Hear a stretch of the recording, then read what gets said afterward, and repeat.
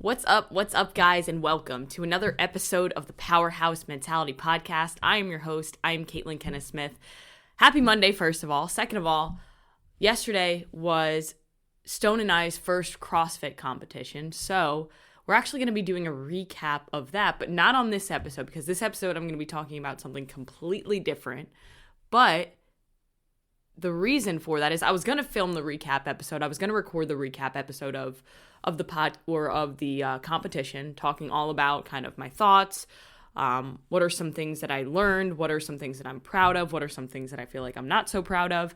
But then I thought about it and I was like, this was a team competition. So it was Stone and I on a team. For those of you who don't know, who are maybe first listeners or first watchers, Stone is my husband. We've been almost married a year. Actually, December 15th is our 1-year wedding anniversary. Today is December 4th when I'm recording this. But we did the competition together, so I figured that it would make more sense to do a recap episode together. So I've gotten a lot of questions from people who listen to the podcast a lot about, when is Stone going to be a guest on your podcast? I love seeing all these guests, but when's Stone going to be on? He's going to be on the podcast. We're going to record it. We're going to film the episode. He's right now at work, and he got 4 hours of sleep because he had to be at work at 2 a.m. or be there at like 3 a.m., had to wake up, get ready, and leave the house at 2 a.m. after we competed all day yesterday, and then after probably not going to bed as early as he should have, because it is what it is, right? But I just wanted to kind of prime that up and get you guys excited about that one, because it's going to be an incredible episode. There's a lot that we learned and a lot that I know that we're going to be able to discuss that might help you if you're somebody who wants to compete, who is a little bit afraid to compete because it can be a scary thing, or if you're just genuinely interested in our lives. But as always, I appreciate anybody who watches or listens to the podcast or watches it on YouTube. You guys are really incredible, and make sure to comment, subscribe, click the notification bell, do all of those things to make sure that you're constantly getting notified when there is a new episode, but also that you're helping the podcast and the YouTube page grow. So today, the topic that I want to discuss is one that I've been thinking about for quite some time, and I wanted to kind of just sit down and put my thoughts together and really figure out, okay, what are certain things that could help people here, and how could people take this away and maybe apply it to their journey and get value from it, because that's what I'm all about.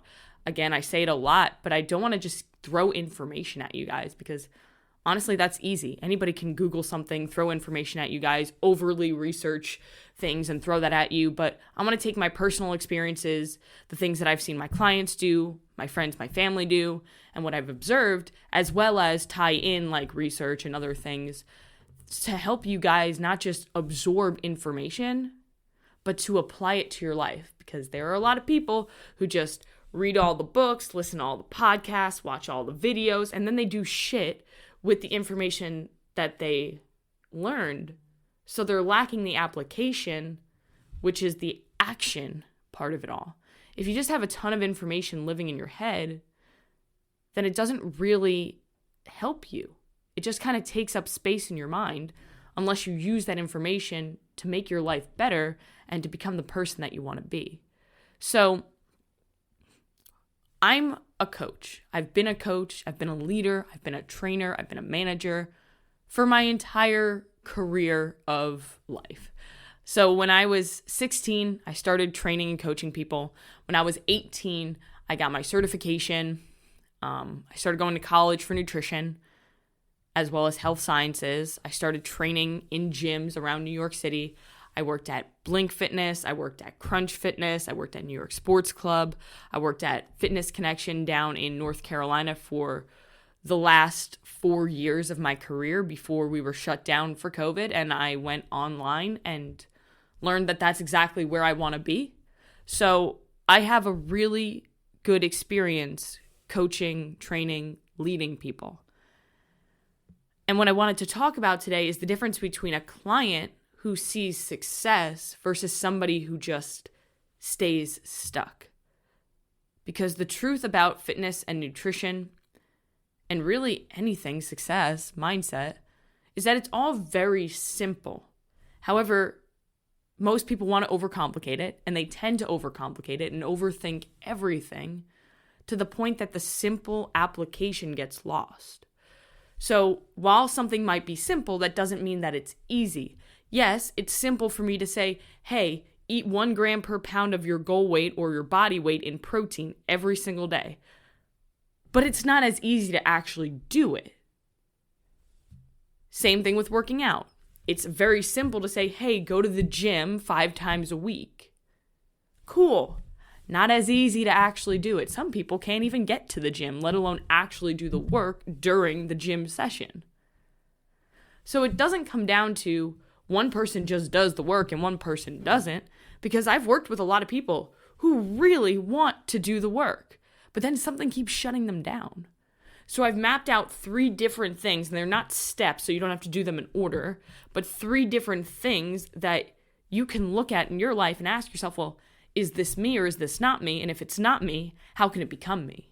Because these are the 3 things, the 3 habits and behaviors, we'll call it, that I've noticed in people who see results versus people who just stay stuck and kind of stay in this cycle.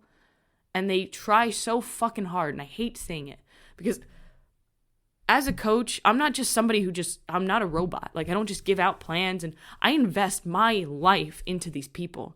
And I sometimes want to accomplish their goals more than they want their goals. I believe in them more than they believe in themselves. And what I say to my clients is like, hey, you're going to build belief along the way. But until then, you can borrow my belief, because I believe so heavily in you. I'm not going to work with somebody that I don't believe in. If somebody I believe is not taking this seriously and does not actually want what they say that they want, then I will not work with them, because I don't want to waste my time and I don't want to waste their time. So the first thing is consistency, but it's not the way that you think. Yes, consistency is key. You've heard that a million times, and this one's like a no-brainer, right? Like, of course, Caitlin, I have to do these things consistently for them to work. I can't just go to the gym once or eat a good meal once and it's going to work. However, it's not that you're not doing things consistently. Everybody on this planet is practicing consistency. However, the difference is that you have to be consistent in the things that serve you and serve your goals and serve the life that you want, versus what a lot of people do, which is being consistent in the things that don't serve them, don't get them closer to their goal, and don't allow them to build the life that they want. So which one are you? Right now, I want you to kind of reflect on that and be like, okay, are the actions that I'm taking every day, are the habits that I have on a daily basis, are they aligned with who I want to be? Or are they aligned with who I really don't want to be? Or are they aligned with someone who's holding me back? And I think a lot of people probably will struggle with asking themselves that question and answering it honestly, because that's probably why you're not being consistent in the things that you want, because you're not taking personal responsibility for where you're currently at.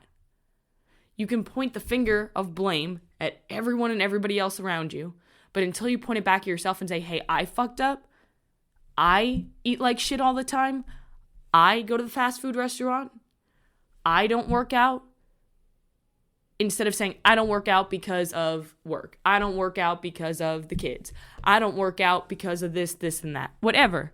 It's your fault. And until you can accept that responsibility, you're going to stay stuck. So you have to accept the fact that, okay, if I'm not getting closer to where I want to be, or the person that I want to become, then maybe I'm doing the wrong things consistently. And I hate using the word right and wrong. That's like saying this food's good and this food bad. When in all reality, it's like, okay, one thing serves you and your goals and one thing doesn't. So ask yourself, does this serve me or does it not? Because that might change based on the season of life that you're in. Now with consistency, like I said, all people are consistent in something. But if you want to be the person who's healthier, who lives a longer life, who is the most successful and best version of yourself, and reaches their goals and does the things that they say they're going to do, then you have to consistently do the things that are going to get you there and implement the habits that are going to take you there. Instead of, hey, I want to lose 20 pounds, and then you're consistently going to McDonald's every day, and you're not getting a fucking salad. So ask yourself honestly, are the things that I'm doing on a consistent basis, are they taking me to where I want to be? It's a simple yes or no answer. It's not a maybe. It's yes or no. Remember the answer that you have in your head, because this is going to be important. Now, whatever your answer was, yes, cool, keep fucking doing what you're doing. And don't get caught in the monotony of it. What happens is things start to get monotonous when you're trying to accomplish a goal, and that's kind of how it's supposed to be. Like, it might feel like I'm just doing the same thing over and over and over again. That's how you accomplish a goal. It's not one big extraordinary thing that changes your life and gets you the life that you want. It's small things done consistently over time that are going to compound and create the massive change that you're after. So if you're consistently doing the right things, keep consistently doing the right things and never become complacent. Now, if your answer was no and you're not consistently doing the right things, then sit down right now, write down, or, you can pause this and you can sit down and write it down, or you can save it for later. But I think that if you're in the state of action right now, you should probably do it now. So take a piece of paper and literally write down the things that are taking you further away from the person that you want to be. The habits, the behaviors, the things that you do on a daily basis, or even like a weekendly basis that are probably not serving your goals. With 100% honesty, like, treat it as if it's reflecting on somebody else's life, because if you're treating it like it's your life, you'll probably have a little bit too much emotion that goes into that, which is going to hold you back from being truly honest. Be brutally honest here. Write down everything that's holding you back. Cool. And once you do that, then figure out, well, here's who I want to be. What does a day in their life look like? What are the habits and the behaviors and the actions that they take on a daily basis versus what I'm doing now? And then lessen the gap between those two things and do more of the things that are aligned with who you want to be. It's going to take time with anything. A lot of times people struggle with just jumping into the deep end. Now, I would argue that everybody's going to be different here. Some people really thrive when it's like, all right, I'm just going to go all in and do it all. Some people really don't thrive in that situation. Some people need to step it up.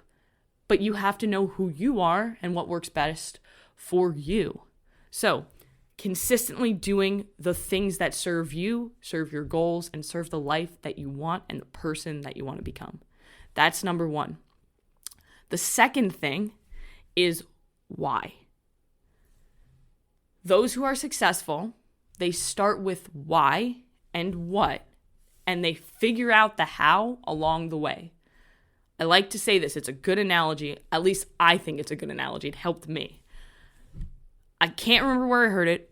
Otherwise, I'd quote it and give that person credit. But you can't be afraid to jump off the cliff without the parachute. What you have to do is you have to jump off the cliff and you have to build the parachute on the way down. That's the same thing with taking action on your goals. So many people are waiting for that perfect moment, for that ideal situation. And it's never going to be ideal. You're going to be waiting forever. Like, you keep waiting for something to be ideal, not going to happen. Get over it and just take action now. So, starting with why, there's an incredible book, and it's actually behind me on that bookshelf. It's called Start With Why by Simon Sinek. And this book is amazing. And if you haven't read it and you're somebody who wants to better their life, you should probably read it. Start With Why, he talks about how the importance of why trumps the what and the how, because he who knows his why will outrun or outdo, I can't remember the exact quote, any man who knows his how. So if you know why you're doing something and you're so emotionally connected to that why, and that reason is so powerful, then it's really hard to stop you. Versus, I know what I want, and I know how I'm going to get it, but you don't have a reason why, then why the fuck would you even do it when it gets hard? Example of this would be, the what is, you want to lose 20 pounds. Cool. Now, when it's 5 a.m. and it's cold, it's rainy, it's dark, and you told yourself you were going to get up and go to the gym, but that bed feels really warm and cozy, is the thought of losing 20 pounds going to get you out of bed? If you're being honest with yourself, it probably won't, because in your head you'll say, oh, I'll do the workout later, or I'll just do it tomorrow. It's fine. It's not fine, because that mindset continues and it keeps fucking you up. And that's the reason why you're stuck. Now, what if instead of focusing on the what or the how, which is going to the gym, right? That's how you lose the 20 pounds, or it's one step in the process. You focus on why. And that why instead is being able to be there for your kids and walk your daughter down the aisle. Or to be able to run around with your kids instead of having to sit on the sidelines and just watch. Or if you don't have kids, what if it's just being a better person for your significant other? Or not dying young like you watched a lot of your family members do. Or not be somebody who goes to the hospital all the time because they're so sick. Those things, they might fucking get you out of bed. Those whys are so powerful. So how I do this with a client is if they tell me their goal, like I want to lose 20 pounds, I'll just keep asking why. Okay, well, why? Okay, well, why? Why? Keep asking why and have that curiosity of a child and do that to yourself. Like, what's the goal? And again, you can write this down on pen and paper. I'm just a huge pen and paper person. I think that it just allows things to stick a little bit more. So write down what you want. A specific goal can be health, fitness, career, whatever it is. Write down why, and then ask yourself why. And keep asking why until you feel it. You'll know when you hit it. It's almost like hitting an emotional chord in your body. When you feel so attached to something, it's like, why? It'll get you. But you have to dig deep enough, and sometimes that can be really uncomfortable for people. People don't like to get vulnerable or emotional, but it'll be well worth it because, again, if you can emotionally connect yourself to why you're doing something, you will be more inclined to do it. If I told you to jump off a cliff, you're probably not going to do it. But if I told you exactly why and I made a really good reason for it and it was like something that you were emotionally connected to, you might jump off that cliff. I'm not going to try and do that to you, though. I'm not that person. But that's number 2. Start with why and build the how on the way down. Start with why and what, because you need to know what you want to do, because if you don't know the destination, then how the fuck are you going to get there? It's kind of like plugging nothing into a GPS and saying, okay, let's go. Start with why and what, and then build the how on the way. And then the third and final thing, again, these are in no order of importance. They're all, in my opinion, equally important, is breaking the habit of being yourself. And there's another book that I'm going to talk about, and another book that's actually on that shelf on the same stack. It's called Breaking the Habit of Being Yourself by Dr. Joe Dispenza. And there's actually a funny story behind this book. So I bought this book, I don't know, I think it was before Stone and I started dating, so over 3 years ago. And it sat there for it sat there for probably 2 years. I tried to read it at one point, and you need to really focus on this book. It goes really in depth. The pages are really long. The words are really tiny. It's a book. So I read maybe 10, 15 pages and I just wasn't into it. So I put it down, picked up another book, and it literally collected dust on my shelf. And then maybe a year and a half later, I get this random message from my mentor, who was my coach at the time, but also is now my boss because he's a Hidden Summit CEO, Kevin Valance. He sent me a text message. I remember it was a Sunday night. Stone and I were meal prepping. And I just look at this message. I'm like, this is really fucking random, but it's actually really interesting. So at the time I was doing 75 Hard, and I had just finished the book that I was reading the night prior. So I had to start a new book for my 10 pages that day, and I hadn't read yet. And Kevin just says, I just finished reading this book, Breaking the Habit of Being Yourself by Dr. Joe Dispenza, and you need to read it. As I was reading it, it was like screaming Caitlin at me. Because at that time, I was in a place where I was really stuck in breaking the habit of being myself. I would always do really well, and then my eating disorder thoughts would get in the way of me accomplishing something. So I said, okay, well, it kind of feels like it was almost meant to be in that situation. So I picked up the book and I went again. I started it from the beginning this time. And I said, you know what, I'm just going to power through this book, because where I was at in that moment, in that season in my life, that book really connected with me. And I think that's really what's the most powerful thing, and what I love the most about books is I've read multiple books many times. For example, I've read The Power of One More by Ed Milet 2 times. I've read The Magic of Thinking Big, I think 5 or 6 times. But every single time that I read these books, based on the season that I'm at in my life, they touch me differently and I learn something new. And there are some books where like I don't get anything out of them the first time that I read them, and then the second time that I read them, because of where I'm at in my life, I learn so much and I'm like, why didn't I like this book as much before? It is what it is. But this book is so powerful because it literally teaches you to do what most people need to do, which is break the habit of being themselves. The truth is, you're the one who's holding you back. I told you, nutrition and fitness are simple. You do this and you get this. But why aren't you doing that? If you know exactly what to do, like if I literally map out the perfect plan, why the fuck aren't you doing it? It's because the habits and behaviors that you've built are who you are. They're breaking who you want to become. So what you need to do is become aware of that and break those habits of being yourself and build the person you want to be. And you can do that because that's the cool part about life. You get the opportunity every single day to do something that's going to change it, to change the entire trajectory, hard word, of your life. And, you know, a lot of people are just afraid to lean into that discomfort. They're afraid of the change. They're afraid of failure. They're afraid of success. But they allow that fear, the fear that they created, because all fear is false evidence appearing real. They're allowing that fear to literally be a brick wall that stops them from being who they are to becoming who they want to be.